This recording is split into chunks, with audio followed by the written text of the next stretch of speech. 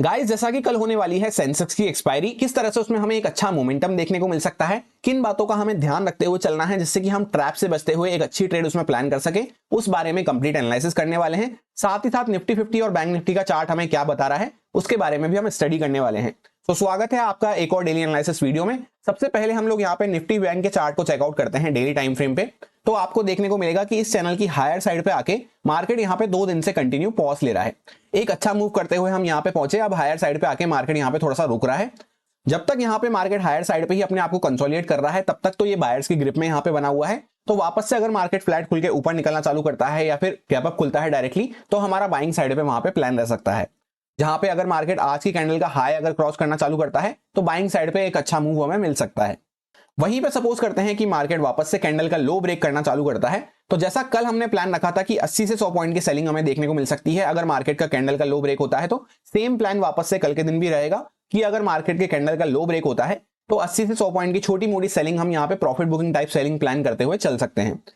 आज के दिन एक्जैक्टली हमें वैसा ही देखने को मिला, कैंडल का लो ब्रेक हुआ और यहाँ पे कुछ पॉइंट्स की हमें सेलिंग देखने को मिली। तो कल के दिन भी सेम माइंडसेट यहाँ पे रहेगा। और जैसा कल भी हमने डिस्कस किया था कि सेलिंग साइड पे कोई भी ट्रेड लेनी हो अगेंस्ट द ट्रेंड है तो वहां पे क्वांटिटी रिड्यूस करते हुए 50% या उससे कम क्वांटिटी के साथ हम काम कर सकते हैं, या फिर आराम से अवॉइड करके वेट एंड वॉच कर सकते हैं, फिर वापस से कोई बाइंग की अपॉर्चुनिटी मिले जब हम उसको यूज कर सकते हैं। तो इसी तरह से कल का प्लान भी वापस से रहेगा।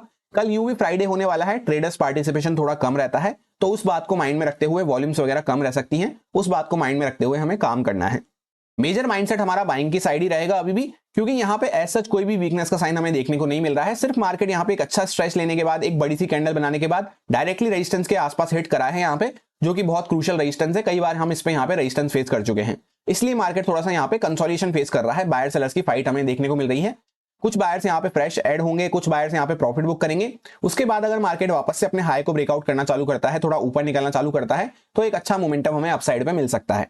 अब 15 मिनट टाइम फ्रेम पे चलते हैं एग्जैक्ट इंट्राडे कंडीशंस को समझने के लिए।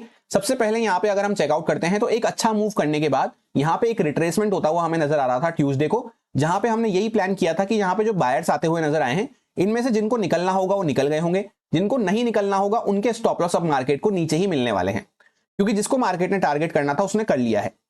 और यहाँ पे जो सेलर्स आते हुए नजर आए 700 पॉइंट की हमें सेलिंग देखने को मिल रही थी, तो मैंने आपसे यही कहा था कि सेलर्स को भी अच्छा प्रॉफिट देखने को मिल रहा है, तो इनको भी हम इस तरह से यहाँ पे डायरेक्टली टारगेट नहीं कर पाएंगे। अगर मार्केट फ्लैट प्राइस के आसपास खुलता है, थोड़ी देर यहाँ पे कंसोलिडेट करके नीचे ब्रेकडाउन करना चालू करता है, तो 80 से 100 पॉइंट का मोमेंटम पकड़ते हुए 50% क्वांटिटी के साथ हम छोटी मोटी सेलिंग के लिए थोड़ा बहुत और प्रॉफिट बुकिंग के पॉइंट्स के लिए प्लान कर सकते हैं। एक्जैक्टली कट कॉपी पेस्ट हमें यही देखने को मिला कि मार्केट फ्लैट प्राइस के आसपास खुला, फर्स्ट टिक के साथ ही, फर्स्ट पॉइंट के साथ ही यहाँ पे जैसे ही ओपन हुआ एक शार्प स्पाइक हमें अपसाइड पे देखने को मिला। फिर यहाँ पे वापस से थोड़ी प्रॉफिट बुकिंग और कंटिन्यू हुई, जहां पे इस लो के नीचे जैसे ही हम निकले तो यहाँ पे 100 पॉइंट के आसपास का एक छोटा सा मूव हमें देखने को मिला। फिर वापस से मार्केट पूरा साइडवेज यहाँ पे हो चुका था। सो ओवरऑल पूरे दिन में कोई भी मूव नहीं था। और जब हम एनालिसिस में प्लान प्रिपेयर कर रहे थे, लास्ट में मैंने आपको यही कहा था कि मार्केट साइकिल इसी तरह से परफॉर्म करती है कि एक ट्रेंडी मूव हमें देखने को मिलता है, उसके बाद एक वॉलेटाइल मूव मिलता है, फिर मार्केट यहाँ पे अपनी रेंज को थोड़ा सा श्रिंक करता हुआ जाता है। तो ऐसा ही दिन हो सकता है थर्सडे और फ्राइडे का। तो अभी भी यहाँ पे सेम स्टैंड कंटिन्यू रहेगा कि अगर हम इसी के बीच में यहीं कहीं पे घूमते रहते हैं तो यहाँ पे कोई अच्छा मूव हमें नहीं मिल पाएगा। टेक्निकली भी अगर हम देखते हैं तो यहाँ पे वैसे ही हम स्विंग के बीच में बैठे हैं, जैसा मैंने आपसे कहा था कि यहाँ से एक अच्छा मूव हुआ बाइंग का, यहाँ से एक अच्छा मूव हुआ सेलिंग का, तो थोड़ा ऊपर निकलेंगे तब यहाँ पे सेलर्स के स्टॉप लॉस टारगेट कर पाएंगे, थोड़ा नीचे निकलेंगे तब हम यहाँ पे बायर्स के स्टॉप लॉस टारगेट कर पाएंगे। और जब मार्केट स्टॉप लॉस टारगेट करता है तभी एक फास्ट मूव मिल पाता है, अदरवाइज इसी तरह से मार्केट चॉपी बना रहता है, थोड़ा ऊपर गया थोड़ा नीचे गया और जिगजैग वॉलेटिलिटी हमें देखने को मिलती रहती है। एग्जैक्ट कंडीशंस किस तरह से बन सकती हैं, सपोज करते हैं मार्केट कल के दिन फ्लैट प्राइस के आसपास हल्का फुल्का ऊपर नीचे खुल जाता है, तो यहां से अगर मार्केट ऊपर निकलना चालू करता है तो हमारा थोड़ा सा बाइंग साइड पे प्लान रह सकता है, जहां पे फर्स्ट टारगेट हमारा छोटा पकड़ के चलना है 500 के आसपास। फिर यहाँ पे हम ट्रेल कर सकते हैं या फिर कुछ प्रॉफिट बुक कर सकते हैं। फिर इसको भी अगर मार्केट ब्रेकआउट करता है तो हम थोड़े से और मोमेंटम प्लान कर सकते हैं अप साइड पे, जहां पे जब तक ये हमारा रेजिस्टेंस क्रॉस नहीं हो रहा तब तक हमें छोटे छोटे टारगेट्स पे ट्रेल करते हुए चलने की जरूरत है। जैसे यहाँ पे मार्केट 670 680 के आसपास 700 के आसपास आए तब हम यहाँ पे वापस से ट्रेल करने की जरूरत है। इस तरह से हम ट्रेल करते हुए प्लान कर सकते हैं, क्योंकि मार्केट स्लो मोमेंटम के साथ धीरे धीरे करता हुआ ही ऊपर जाएगा। और यूं भी अगर हम फ्लैट प्राइस के आसपास हल्का फुल्का ऊपर नीचे खुलते हैं तो यहाँ पे अगर ऊपर निकलना चालू करते हैं, तो वैसे भी आज के दिन क्या हुआ है, मार्केट ऊपर निकल के वापस सेलिंग में आया, फिर साइडवेज हो गया। तो अगर यहाँ पे ऊपर निकलते हैं तो चांसेस ये है कि मार्केट धीरे धीरे करता हुआ फिर ऊपर निकलता हुआ चला जाएगा। या फिर अगर मार्केट फ्लैट प्राइस के आसपास खुल के डायरेक्टली फर्स्ट टिक के साथ ही नीचे आ रहा है, हल्का फुल्का ऊपर नीचे खुल के डायरेक्टली फर्स्ट टिक के साथ नीचे आ रहा है, तब फिर हम यहाँ पे इस सपोर्ट लेवल के ब्रेकडाउन होने के बाद 200 वगैरह के नीचे अगर हम जाना चालू करते हैं तो फिर हम यहाँ पे कुछ पॉइंट्स की सेलिंग पकड़ते हुए 49,000 के आसपास का टारगेट प्लान करते हुए यहां तक के लिए एक छोटा सा मोमेंटम प्लान कर सकते हैं। जैसा मैंने आपसे डेली टाइम फ्रेम पे भी कहा कि कैंडल का लो अगर ब्रेकडाउन होता है तो यहाँ पे कुछ लोग हो सकता है और प्रॉफिट बुक करना पसंद करें इन बायर्स में से जो बैठे हुए हैं, तो यहाँ पे छोटी मोटी प्रॉफिट बुकिंग हम प्लान करते हुए चल सकते हैं। अब सपोज डायरेक्टली हम गैप अप खुल जाते हैं तो डायरेक्ट गैप अप के केस में यहाँ पे जो सेलर्स आते हुए नजर आए हैं एंड के टाइम पे, इनकी पोजीशन खतरे में आ चुकी होगी और ये अगर बुक करना चालू करते हैं तो ऊपर के सेलर्स पे भी प्रेशर बढ़ सकता है, तो उस केस में हमारा बाइंग साइड पे प्लान रह सकता है। अगर कुछ 5 मिनट टाइम फ्रेम पे हमें इस टाइप का प्राइस दिखता है तो छोटा सा स्टॉप लॉस डाल के हम बाइंग साइड पे प्लान रख सकते हैं।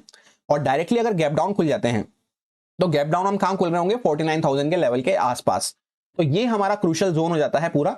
यहां पे अगर मार्केट सपोर्ट लेके ऊपर जाना चालू कर रहा है तो हम यहां पे वापस से ब्रेकडाउन होते टाइम यहां पे सेलिंग के लिए प्लान रख सकते हैं, या फिर मार्केट डायरेक्टली इसको नीचे ब्रेकडाउन करना चालू कर रहा है खुलते ही तो हम सेकंड प्राइस एक्शन के साथ यहां पे काम कर सकते हैं।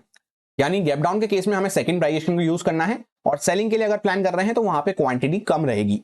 ये सारे कुछ इंपॉर्टेंट लेवल्स रहेंगे जिन पे मैं ट्रेडिंग करते टाइम फोकस रखूंगा। यहाँ पे 49,674 के आसपास हमारा यहाँ पे एक रेजिस्टेंस हमें देखने को मिल रहा है। 49,178 के आसपास आज हम कंटिन्यू सपोर्ट ले रहे थे एंड में 49,034 के आसपास यहाँ पे ये पहले हमने थोड़ा सा माइनर कंसोलिडेशन किया था और इसी के आसपास ये 49,000 का लेवल भी आता है, तो हम इसको एक यहाँ पे जोन की तरह से कंसिडर कर सकते हैं। 48,804 उसके बाद 48,587 अपर साइड पे अगर बात करते हैं तो 50,000 का यहाँ पे राउंड नंबर लेवल हमें देखने को मिलता है, उसके ऊपर 50,193 के आसपास और फिर 50,113 के आसपास हमें एक रेजिस्टेंस देखने को मिल सकता है। अब हम लोग आ चुके हैं निफ्टी 50 के चार्ट पे।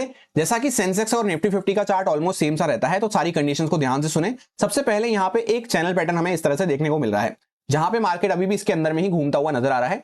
एक दिन रेड कैंडल बनती है, फिर ग्रीन कैंडल, रेड कैंडल, इस तरह से यहाँ पे चलता हुआ जा रहा है। बायर सेलर्स दोनों कंफ्यूज बने हुए हैं।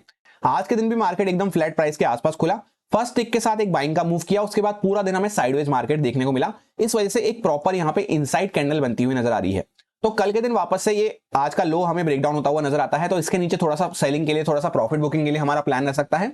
और अगर मार्केट वापस से इसका आज का हाई ब्रेक करना चालू करता है तो धीरे धीरे करता हुआ मार्केट यहाँ पे मेन कैंडल के हाई के पास जाएगा, फिर यहीं पे हमारा ये ऑल टाइम हाई का लेवल भी आता है। इसको फिर अगर हम ब्रेकआउट करते हैं तो यहाँ पे बाइंग के लिए और अच्छा मूव हमें मिल सकता है। तो सिंपल रखेंगे प्लान को कि इनसाइड कैंडल का ब्रेकआउट या ब्रेकडाउन होता है तभी हमें कोई मोमेंटम प्लान करना है, बीच में अननेसेसरी यहाँ पे हमें कंसोलिडेशन देखने को मिलेगा। और सेलिंग के लिए जो हमें प्लान रखना है उसमें हमें 50% क्वांटिटी यूज करनी है और टारगेट्स भी छोटे ट्रेल करते हुए एटलीस्ट चलना जरूरी रहेगा क्योंकि अगेंस्ट द ट्रेंड हम चल रहे होंगे। अब 15 मिनट टाइम फ्रेम पे हम आ चुके हैं। सबसे पहले आपको यहाँ पे देखने को मिलेगा कि एक अच्छा मूव होता हुआ नजर आया, उसके बाद ट्यूसडे को एंड में काफी अच्छी शार्प सेलिंग के साथ हमें प्रॉफिट बुकिंग देखने को मिली, जहां पे मार्केट ऑलमोस्ट 0.61 लेवल के आसपास यहाँ पे आ चुका था। ये जो मूव हमें देखने को मिला इसके उसके बाद आज के दिन हमें एकदम फ्लैट ओपनिंग देखने को मिली। फर्स्ट टिक के साथ ही मार्केट ऊपर बाउंस किया, उसके बाद पूरा दिन एकदम साइडवेज बिहेव करता हुआ नजर आया। जैसा हमने प्लान किया था कि अगर इस स्विंग के बीच में हम बने रहते हैं तो यहाँ पे मार्केट जिगजैग करता हुआ धीरे धीरे करता हुआ ऊपर जाएगा, क्योंकि डायरेक्टली हम यहाँ पे ओपन होने के बाद इस तरह से सेलर्स के स्टॉप लॉस टारगेट नहीं कर सकते हैं, क्योंकि उनको भी 200 पॉइंट से ज्यादा का प्रॉफिट यहाँ पे देखने को मिल रहा है। 200 पॉइंट के आसपास का मूव होता हुआ ये नजर आया था। तो हमने यही प्लान किया था कि अगर डायरेक्टली गैप अप खुलता है मार्केट तो भी यहाँ पे हम स्विंग के बीच में खुल रहे होंगे, उसके बाद यहाँ पे मार्केट साइडवेज बिहेव कर सकता है, थोड़ा सा जिगजैग मूव हमें देखने को मिल सकते हैं। और फ्लैट खुल के अगर ऊपर निकलता है तो लिप जिप करता हुआ, जिगजैग करता हुआ ही मार्केट धीरे धीरे ऊपर जाएगा। सो कितने लोगों ने इस बात को ध्यान में रखा और कैसी रही आज की आपकी निफ्टी 50 की एक्सपायरी, कमेंट करके जरूर बताना कैसी आपकी परफॉर्मेंस रही, या फिर किसी और इंडेक्स को आपने ट्रेड करना पसंद किया।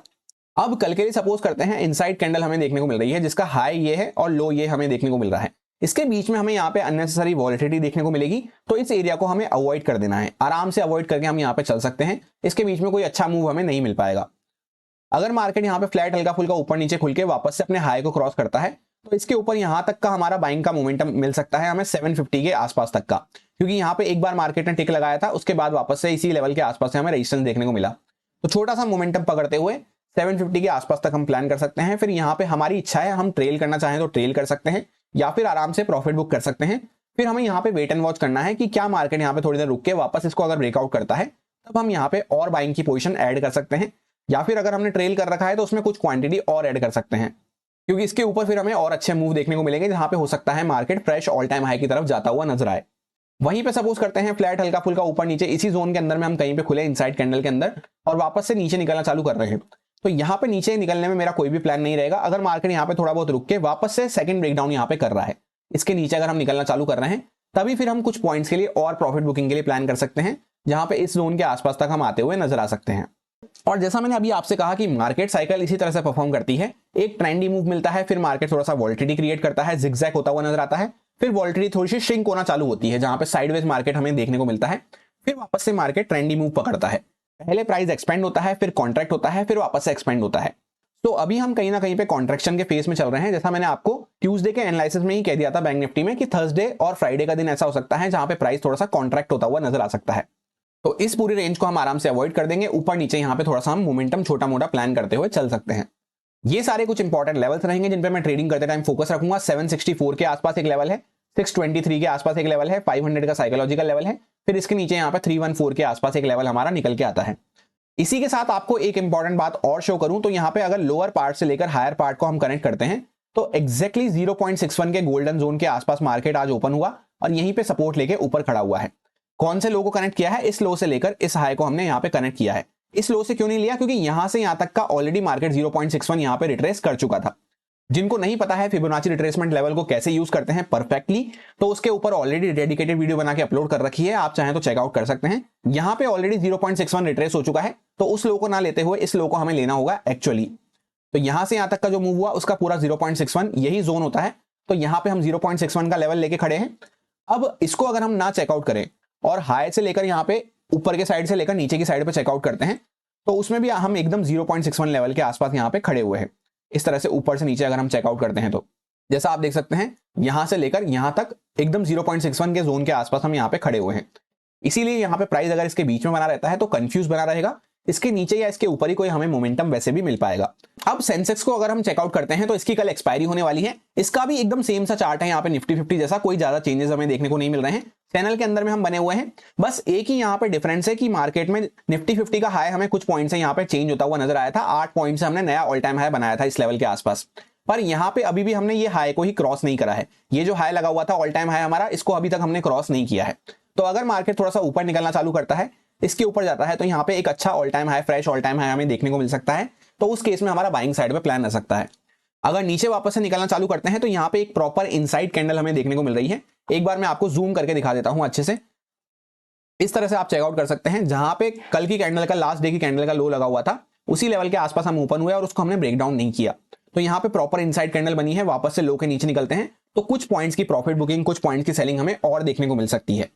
तो सिंपल रहेगा प्लान, इसमें हमें यहाँ पे बीच में कुछ भी प्लान नहीं करना है। थोड़ा ऊपर निकलते हैं तो बाइंग के लिए पहला यहाँ पे मेन कैंडल की हाई तक के लिए प्लान कर सकते हैं, फिर ट्रेल करना या प्रॉफिट बुक करना जरूरी है, फिर उसके बाद नेक्स्ट मोमेंटम प्लान कर सकते हैं। और ऐसा ही डाउन साइड पे रहेगा कि अगर नीचे निकलते हैं तो डाउन साइड पे एक मूव मिल सकता है।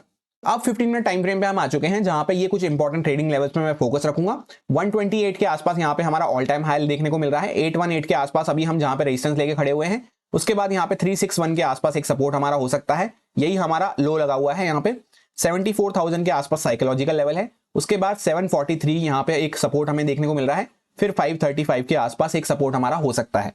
यहाँ पे भी सिंपल सा प्लान वही रहेगा जो हमने एक्जैक्टली निफ्टी 50 में डिस्कस करा कि या इसके ऊपर निकलते हैं तो यहाँ पे बाइंग के लिए कोई मोमेंटम यहाँ तक के लिए प्लान करते हुए चल सकते हैं। पहले नीचे यहाँ पे निकलते हैं तो यहाँ पे थोड़ा सा नीचे के लिए प्लान कर सकते हैं, जहां पे हर थोड़े पॉइंट्स के बाद हमें ट्रेल करना जरूरी है और क्वांटिटी हमारी 50% ही रहेगी। इस पूरी रेंज में अगर हम बने रहते हैं तो यहाँ पे कोई ट्रेड लेने में मैं ज्यादा इंटरेस्टेड नहीं हूँ। छोटी मोटी स्कैल्पिंग करते हुए चल सकते हैं हम, या फिर आराम से अवॉइड कर सकते हैं, क्योंकि वैसे भी एक्सपायरी का दिन है तो प्रीमियम डीके यहाँ पे देखने को मिलेगा बीच में, कोई ज्यादा अच्छा मूव यहाँ पे नहीं हो पाएगा। ऑप्शन सेलर्स के लिए वो एक्सपायरी बेनिफिशियल हो जाएगी। तो यही मेरा सिंपल सा एनालिसिस बन रहा था तीनों इंडेक्सेस में, जो आपके साथ प्योरली एजुकेशन एक्सपीरियंस पर्पस से शेयर किया गया है, सारे लॉजिक्स एंड रीजंस को एक्सप्लेन करते हुए। अब अगर आपको अच्छा लगा हो, समझ में आया हो, तो आप इसको यूज में ले सकते हैं अपने रिस्क पे, अपने प्रॉपर रिस्क मैनेजमेंट को फॉलो करते हुए, अच्छे से स्टॉप लॉसेस वगैरह को फॉलो करते हुए। Happy expiry, thank you.